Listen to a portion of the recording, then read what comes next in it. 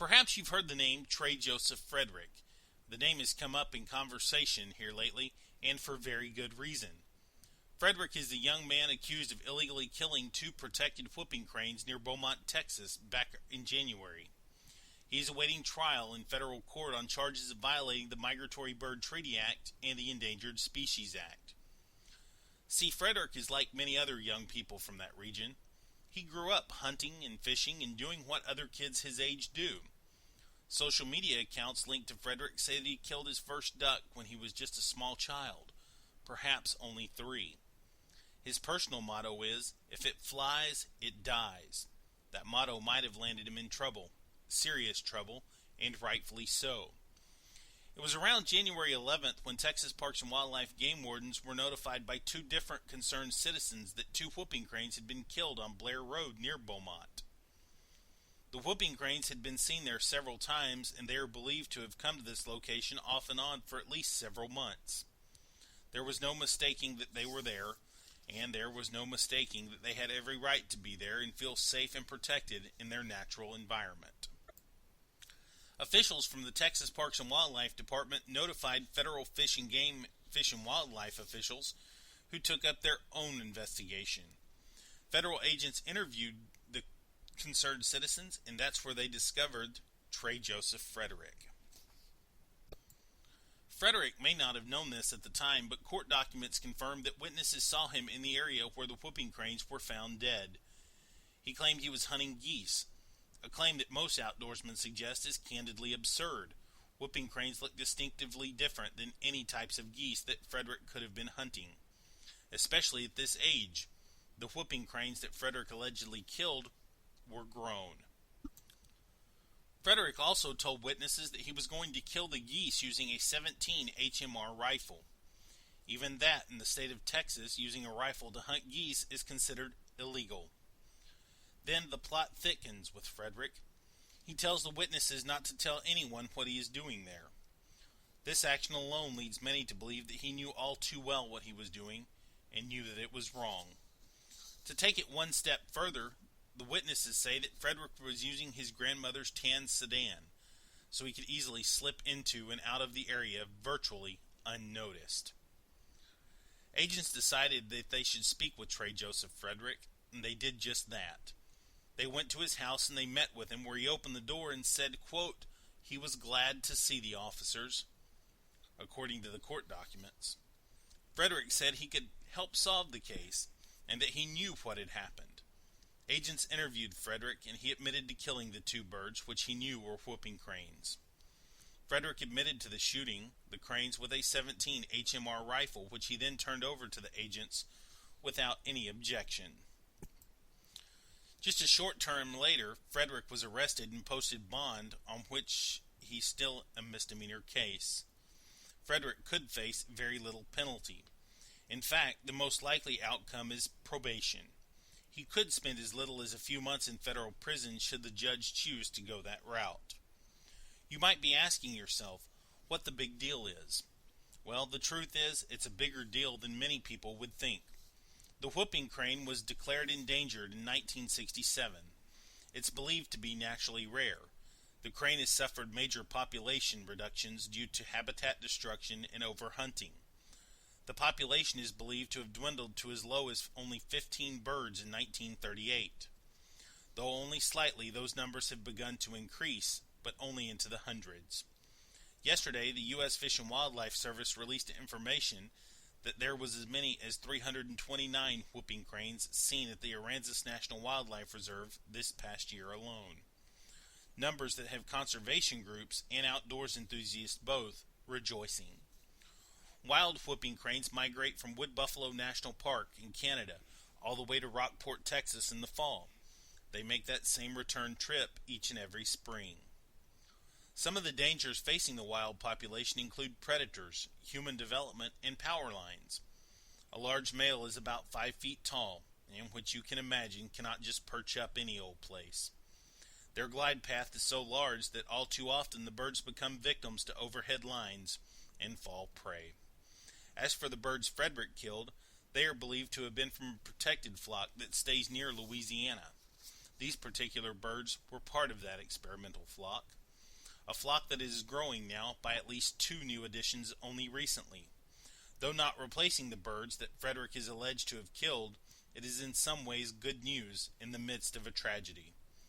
Frederick is due in court again on May 23, 2016 at 2 p.m. in Beaumont, Texas for a pretrial conference. His ultimate fate will not be determined yet for several months. But for now, I'm Matt Pierce reporting from Houston, Texas. This special report has been brought to you by WiseSky Radio News Service and the Houston Ledger. I admit I knew very, very little about whooping cranes when I first started investigating this story.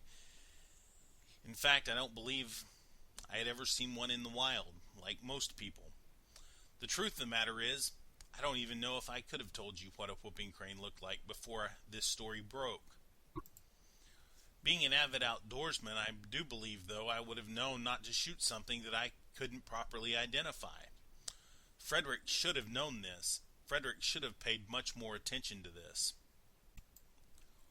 While researching this piece, I decided to go and have a conversation and take a tour with guide Tommy Moore out of Rockport, Texas, who leads a whooping crane tour. I decided to go down there and see what these birds look like for myself. I'd never seen one in the wild. In fact, most people probably have not. I went down there, and my first glimpse of one was with my girlfriend, Dr. Colleen Wilms, who's a veterinarian in Houston. We were standing under the big tree there at Goose Island State Park when one of these majestic birds flew overhead. There was no mistaking. You knew what it was when you saw it. It was big and white, had black wing tips, beautiful in flight, legs outstretched. You couldn't explain what it looked like to any person. The truth is, these birds are magnificent. They're beautiful. They're special in every way. Just to think that these birds have overcome their odds, overcome many obstacles, and with the help of dedicated humans, these birds are slowly but surely coming back. As a reporter, to me, these birds represent more than just what can happen through good work in wildlife rehabilitation. They represent all that's good with humanity. Groups like the International Crane Foundation, Friends of the Wild Whoopers, and other groups work diligently. They work hard to protect those who don't have a voice, those who, without their hard work, might go unnoticed, or perhaps go extinct. It's because of these groups we now still have just a few of these majestic birds to look at, to enjoy, to observe. But now the thought is that it's upon all of us, our criminal justice system, us as a people, to stand up for these birds, to stand up for the voiceless, to stand up for the animals who don't have a voice and who can't help themselves. The ball is now in the court's hands. The courts must do what they must. However, we can influence the court's decision, at least hopefully, to do the right thing, to punish a person for maliciously killing 2 of these majestic, beautiful creatures. We can let our voices be heard. Numerous petitions can be found on the internet and on Facebook. And myself, as a journalist, as a writer, as an author, as an outdoorsman, as a conservationist, I plan on taking all of the findings that I find to the federal courts, showing it to them, and urging them to do their part. But for now, we must continue to do our parts and let our voices be heard. Examples must be set. Perhaps it is Trey Joseph Frederick that becomes the example for all youth, for all people who might have this malicious intent in their heart. Perhaps the chance to become educated in a federal system. Perhaps the chance to ponder his mistake would do him some good. I must fairly note that during his arraignment, prior to his arraignment, I should say, standing outside the courtroom, he admitted to members of conservation groups that he was sorry, that he felt horrible about what he did, and he wishes he could take it back and wishes he could help do more. Then he turned around during his arraignment and pled not guilty. I don't believe there's much remorse from this person. I don't believe that there is any action that could be taken that would forever change his mind that what he did was wrong.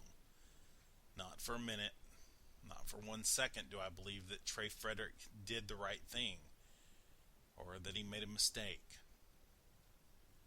It's every fiber of my being that believes that Trey Joseph Frederick did the wrong thing and knowingly did the wrong thing. It's my belief that Trey Joseph Frederick is a cold-blooded animal killer, not for sport, not for meat, but for simple maliciousness. That's what I believe, and that's the belief of many thousands of others who have let their voice be heard. And hopefully, someday soon, the voices of the people will be heard, and the voices of all the people who conserve, treat, and protect these wild whoopers and the protected whoopers. It's up to us to do the right thing. I'm Matt Pierce, managing editor of the Houston Ledger, and producer and editor and content producer for WiseSky Radio News Service. Thank you for joining us on this special presentation.